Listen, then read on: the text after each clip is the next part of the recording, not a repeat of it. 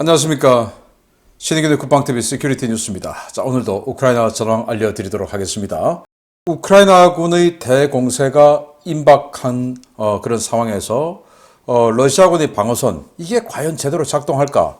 굉장히 궁금증이 많으시죠. 여기에 대해서 여러 가지 자료가 지금 나왔는데, 러시아군이 파놓은 용치, 장착해놓은 용치죠. 대전차 장애물, 그리고 참호, 뭐 이런 것들, 그리고 그들이 가지고 있는 대전차 무기, 이런 것들의 민낯이 그대로 드러나 있는데, 제가 이 부분들을 이 영상을 통해서 이 분석을 해드리는 시간을 좀 가져보도록 하겠습니다. 그래서 이 러시아군을 얼마나 신속하게 경멸하고 방어선을 돌파할 수 있는가 라는 것을 한번 예상해 보시기 바라고요. 자, 이런 과정에서 우리 한국 해병대가 미국을 제외하고는 전 세계에서 가장 많은 해병 부대를 보유하고 있죠.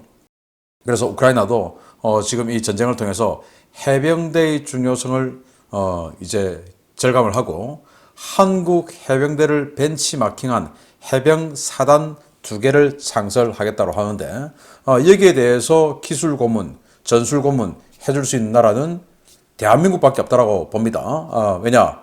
한국 해병대하고 똑같은 성격의 해병대를 만들 것이기 때문이죠. 미국이나 영국, 프랑스 이런 나라들의 해병대하고는 좀 다른 성격의 해병대가 우리 한국 해병대 아니겠습니까? 해안 방어도 하고 또 지상전도 하고 뭐 이런 부대인데, 이런 우리 한국의 기여할 수 있는 부분까지도 알아보도록 하겠습니다. 신의균의 국방TV 구독, 알림, 좋아요 눌러주십시오.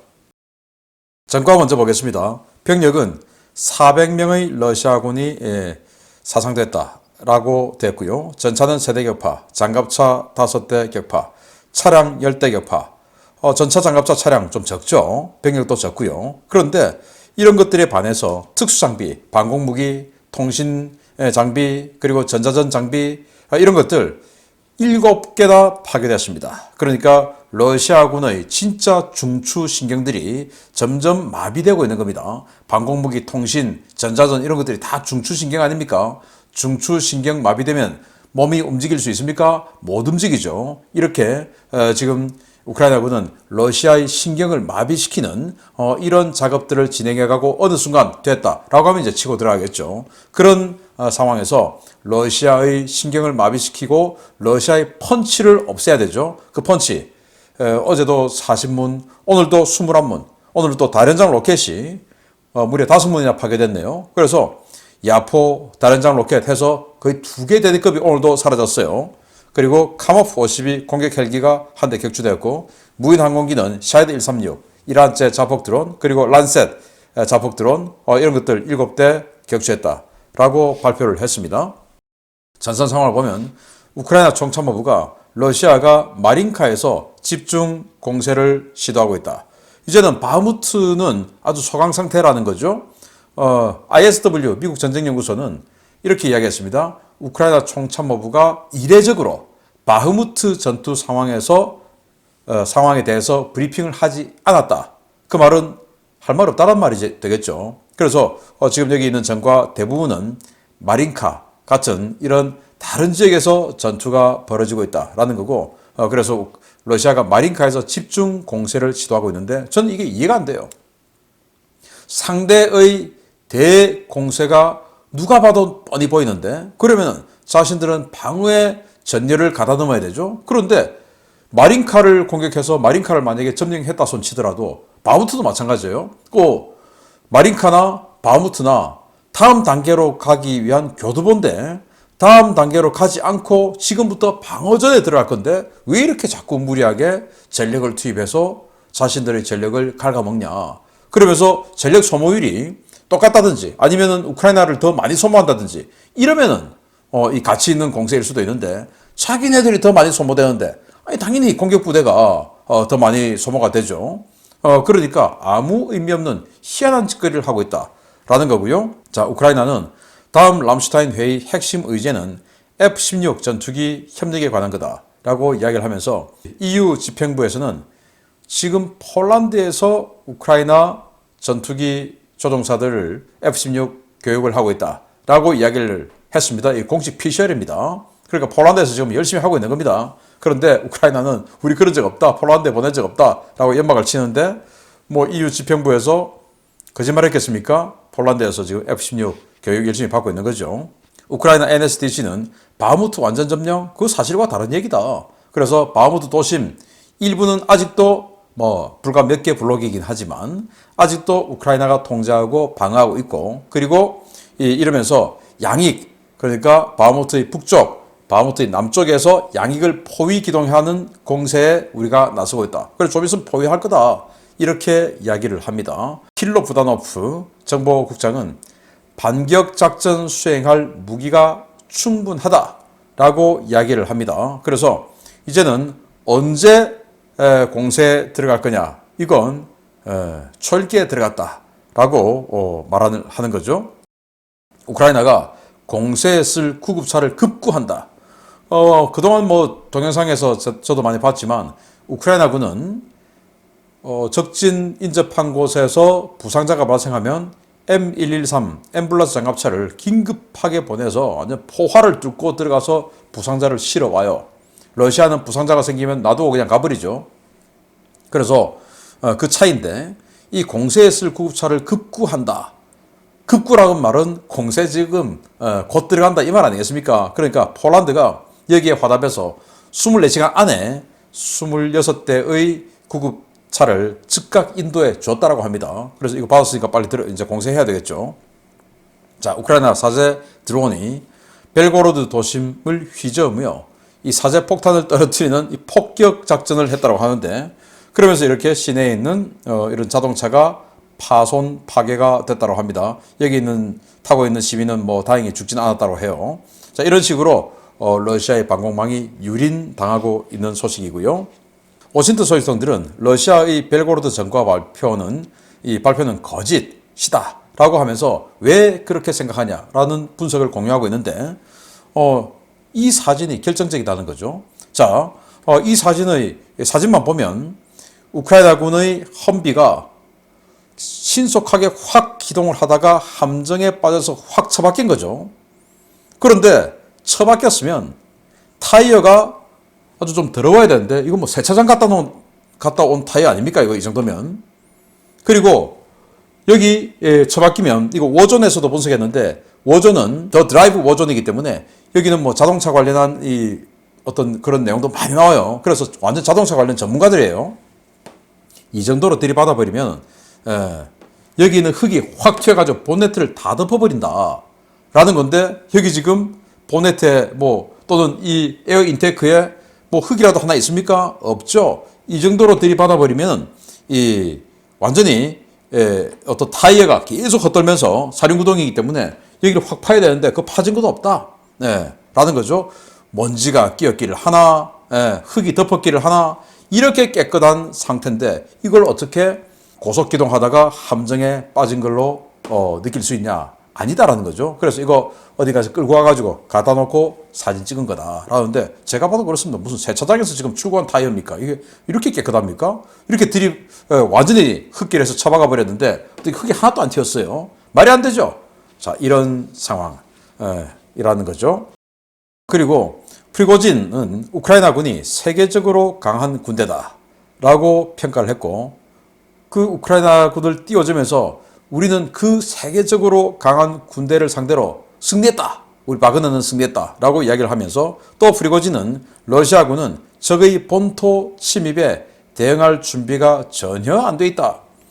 자, 라고 지금 이렇게 이야기를 하고 있는 모습을 공개를 했는데, 저기 우크라이나군이 벨고로드를 점령하고 그걸 가지고 돈바스와 크림반도와 교환하는 협상에 나설 것이다 라고 한 두어 달 전에 경고했죠. 그런데 러시아군은 그런 방어 준비가 전혀 안 돼 있다. 그 결과가 지금 유린당하고 있는, 벨고로드가 지금 세 군데나 뚫린 이런 결과다라고 경고를 하면서 자신의 군사적 어떤 전략성, 그리고 리더십, 그리고 자기가 지휘하는 바그너 그룹의 용맹성, 이런 것들을 더욱더 부각시키는 작업을 하고 있습니다. 나중에 정말 큰일 나겠죠. 이 러시아 전국이 프리고진 때문에. 모스크바 한복판에서 자유 러시아 군단의 깃발 풍선이 날아다녔습니다. 그래서 그 격추하느라고 완전히 그냥 방공부대 동원되고 소동이 일었는데, 이겁니다. 야, 한복판에 이렇게 에드벌론이 쫙 떴는데 자유러시아 군단. 기가 차죠. 자, ISW는 바그너가 이 사면된 바그너 그룹에서 복무하고 이제 사면대에서 제대해서 이제 사면되지 않습니까? 그 자들이 사회로 들어갔는데 사회에 들어와서 조용히 가만히 있으면 되는데 다시 강력 범죄를 저지르고 완전히 그냥 난장판을 하고 있다. 그래서 본국의 강력 범죄가 급증하고 있다라고 했는데 뭐 예견된 일이죠. 자, 그리고 이 사진은 보시면 오릭스 정보 네트워크가 보도한 건데요. 이 토요타에서 만든 소형 전술 차량, 그리고 일본판 험비라고 할 수 있죠. 그리고 이게 미쓰비시 자동차 회사에서 만든 또 찝차인데 일본판 레토나라고 이야기하면 되겠습니다. 그리고 이건 정말 실용적으로 생겼는데 야전에서 짐을 운반할 수 있는 이런 그 궤도 차량인데요. 이런 거 다 해서 100대의 장비를 우크라이나에 주기로 했다라는 건데, 자, 일본이 전후, 즉 태평양 전쟁 2차 대전 이후 처음으로 전쟁 중인 타국에게 군사 장비 무기를 지원한 첫 번째 사례입니다. 그리고 일본은 국방 예산을 2배로 증액한다고 하죠. 그러니까 이런 구형 장비들 다 도태하고 완전히 그냥 돈이 흘러 넘치게 되니까 완전히 새 장비, 강력한 장비로 하게 될 텐데 더 많은 장비가 일본에서부터 스타트해서 우크라이나에 가겠다라는 생각이 드는데요. 일본이 이렇게 나서는데 우리나라가 가만히 있어서 되겠냐라는 생각을 해봅니다. 자, 중요 소식 들어갑니다. 첫 번째입니다. 5월 23일은 우크라이나 해군 육전대의 날이었습니다. 우크라이나가 현재 여단 체제로 편성되어 있는 해군 육전대를 서방식 해병대로 개편하는 방안을 추진 중이며 대한민국 해병대가 그 롤 모델로 거론되고 있다는 소식입니다. 우리나라가 도움을 줄 수 있는 방법이 여러 가지 있을 것 같습니다. 이번 러시아의 침략 전쟁에 맞선 우크라이나 해군 육전대의 분투는 가히 놀랍고 존경스러울 정도였으며 해군 육전대의 활약은 이번 전쟁에서 우크라이나의 승리에 크게 기여하고 있다고 우크라이나 해군 사령관 올렉시 네이자파 중장이 현지 시각 5월 23일 밝혔습니다. 네이자파 사령관은 현재 전선에서 싸우고 있는 제35 해군 육전 여단을 찾아 그들의 활약을 치하하면서 국민 모두가 여러분의 활약을 알고 있고 존경하고 있다. 해군 육전대는 조국의 승리에 큰 기여를 하고 있다. 라고 밝혔습니다. 네이자파 사령관은 오늘은 분명 축하할 날이지만 아직 우리는 갈 길이 멀다 라며 도네츠크와 루안스크, 자포리자, 헤르손을 완전히 해방시켜야 하며 궁극적으로 원래 우리가 있어야 하는 고향 주둔지로 돌아가야 한다 라고 밝혔습니다. 이날 네이자파 사령관은 이번 전쟁을 계기로 덩치를 불린 해군 육전야단을 서방식 해병대 체제로 개편하고 이른바 해병사단으로 명명될 사단 편제의 대규모 공세 전략부대 개편 전략도 일부 공개했습니다. 현재 우크라이나 해군 육전대는 제32, 35, 36, 37, 38 해군 육전여단 등 5개 전투여단과 제406 해안방어포병여단, 독립대대와 지원부대 등으로 구성되어 있는데요.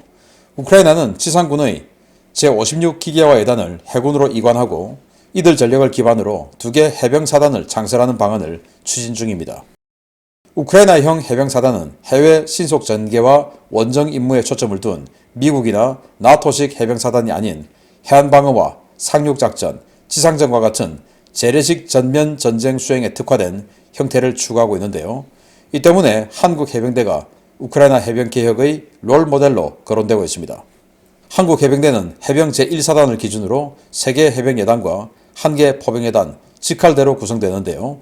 이들은 해안방어는 물론 상륙작전과 대규모 공세작전, 해외 신속 대응 등 다양한 임무를 독자적으로 수행할 수 있는 장비와 편제를 갖추고 있습니다.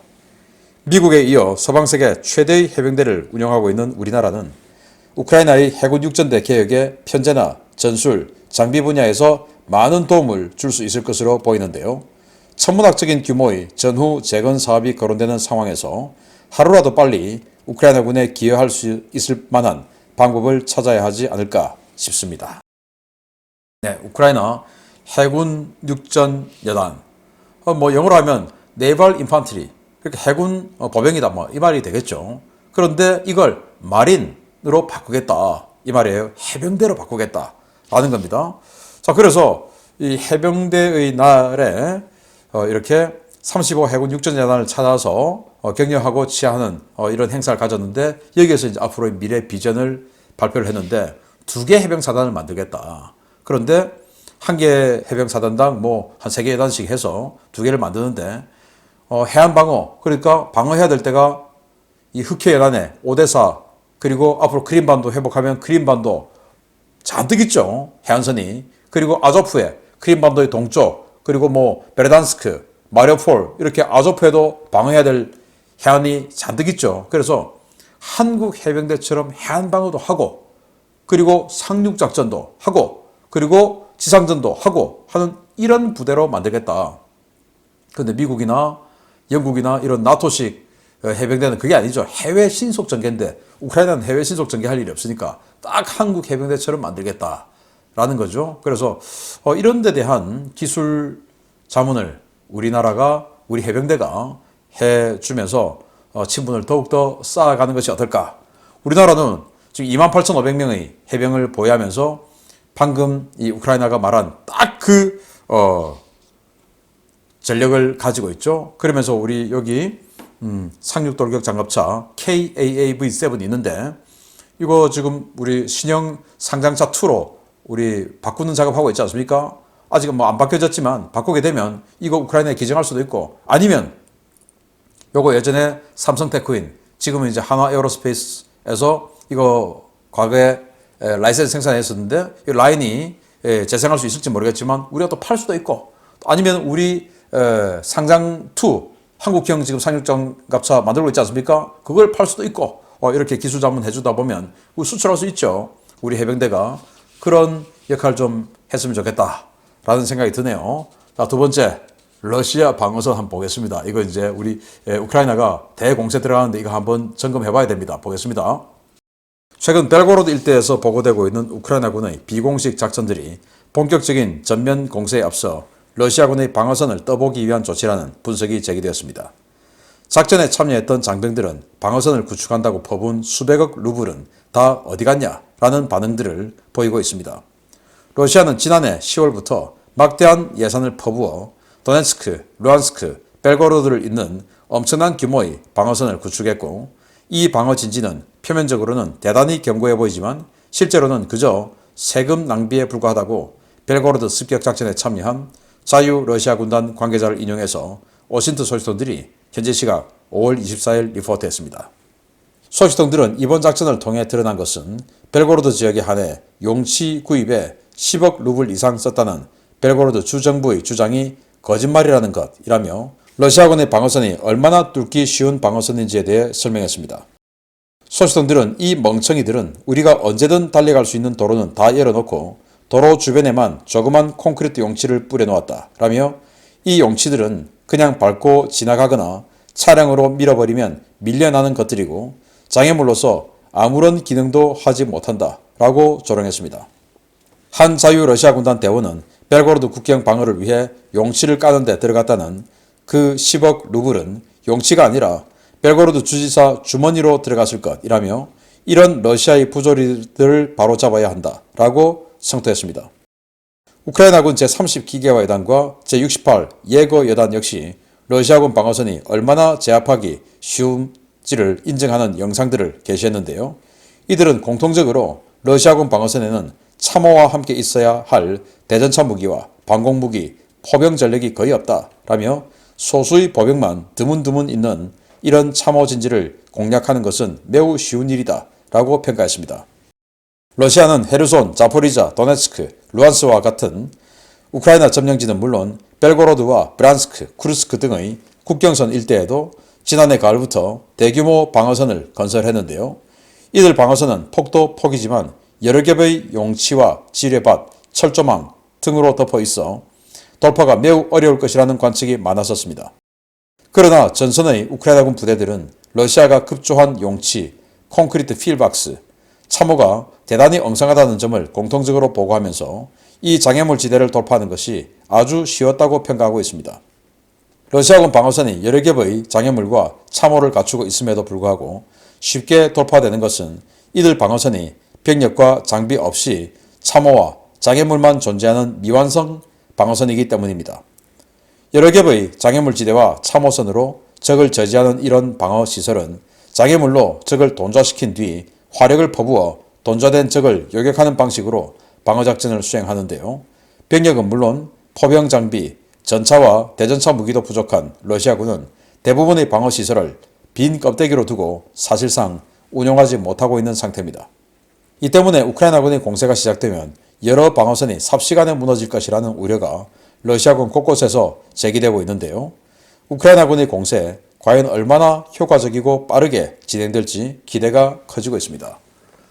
네, 자, 이 사진이죠. 이 사진들은 이 벨고로드에 있는 고멜 지역으로 가는 도로입니다. 그러니까 고멜이라고 하면 러시아군이 들어와서 그 벨라루스군하고 같이 주둔하던 바로 그 지역이죠. 거기 가는 도로인데 여기 양옆에 보면 용치들이 도로 옆에 좀 있습니다. 요거 아주 간단한 짧은 동영상 하나 보시겠습니다.